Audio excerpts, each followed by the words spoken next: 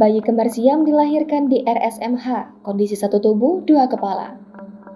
Bayi kembar siam berjenis kelamin laki-laki lahir secara sesar di Rumah Sakit Umum Pusat Muhammad Husin Palembang, Sumatera Selatan, Jumat 14 Januari 2022. Humas RSUP Muhammad Husin Palembang, Ahmad Suhaimi, mengatakan bayi tersebut merupakan anak dari pasangan ER dan AK.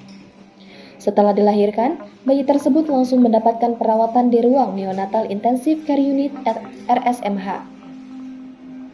Sementara, Dr. Abraham Martadiansyah yang melakukan operasi sesar terhadap AK mengatakan, bayi kembar siam itu hanya memiliki satu tubuh namun dua kepala.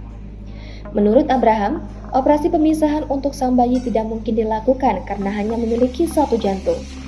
Meski demikian, saat ini bayi tersebut akan diobservasi untuk dilihat perkembangannya.